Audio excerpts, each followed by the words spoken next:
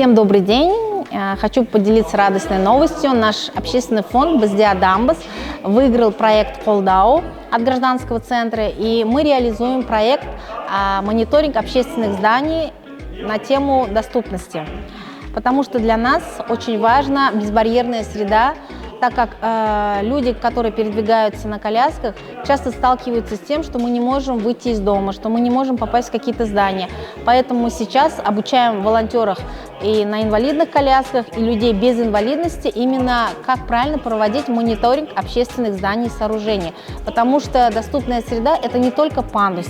Туда включается ширина дверей, парковки, ширина столов, правильные туалеты оборудованные, правильные кассы. И все вместе мы хотим создавать безбарьерную среду в городе Атырау.